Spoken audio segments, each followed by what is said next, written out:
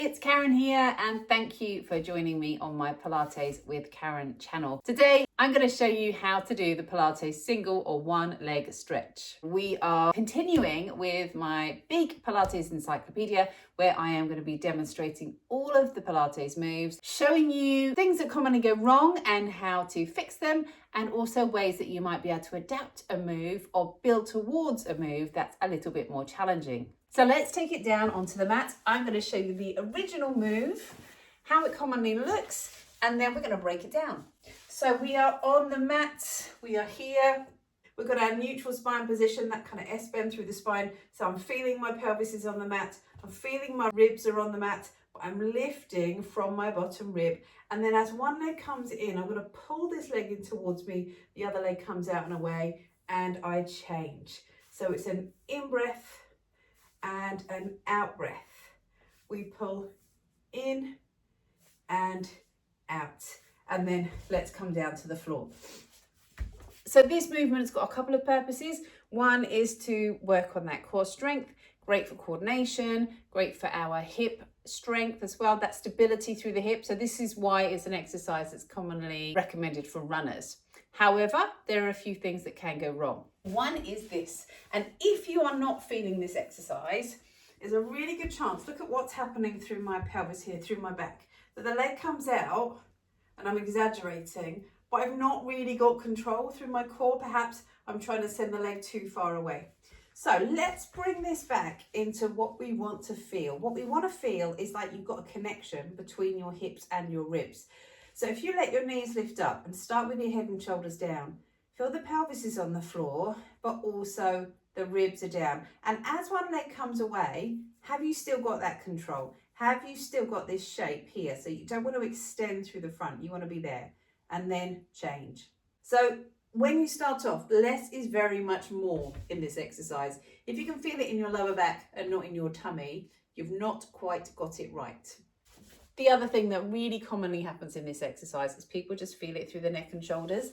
So you're here, you're trying to do the movement, but all you can feel is this is screaming at you. So let's break that one down first, because that one's easier to sort out.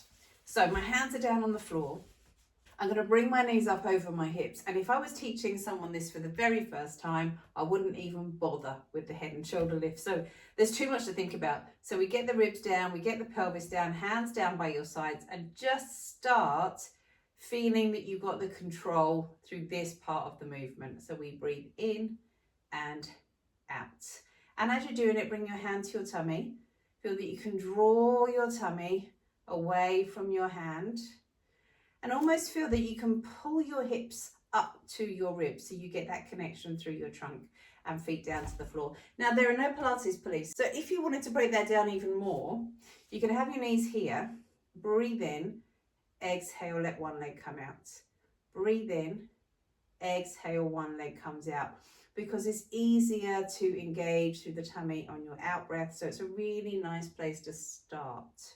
Now, bear in mind, this exercise originally came from, it was literally a stretch. So we squeezed the leg in, we pushed the leg away, so you stretch out and you would squeeze your tummy. So it was a bit of a kind of tummy massage as well. So if you wanted to take it back to that level, see how that feels as well. That's a really nice option to do. If you do want to do the head and shoulder lift and you're just finding you've not quite built that strength to lift your head and shoulders, here are a couple of options I use in class. I love this exercise with the mini ball. So we just pop it underneath your ribs here. So it's not low, it's not high, it's just underneath your ribs. So you'd be there. You float off the ball. So feel your lifting, and you can come into your one leg stretch here. It feels quite strong. We breathe in and out, in and out. Now, if you haven't got that over ball, you could use a cushion, or you could use a rolled up towel. You know how I love a rolled up blanket. Same thing, we just pop it underneath your ribs. It gives you that little bit of extra lift, and you'll find it's much more comfortable through the neck and shoulders. If you're lifting through head and shoulders, remember you're always trying to feel that you lift from your bottom rib, rather than just thinking, oh, I'm going to lift my head off the floor. It's a much different feeling. So we've thought about the head and shoulder lift. You could leave your head and shoulders down if you need to. You can add props to help with the head and shoulder lift, but then getting this control through your tummy. Come on down to the floor for me. Let's just break this down a little bit more. If you bring your hands onto your thigh here and just pull your thigh into your hand and extend the other leg out and away. So now you can't open up that back because this thigh is pressing into your hand, and then change sides. And can you feel that as one leg comes away and you pull the other leg in towards you, you've really got that core control. So just try that, in and out, gently pressing your pelvis and your ribs down on the floor, and then let your feet come back down. So there you have it, quite a lot of information there.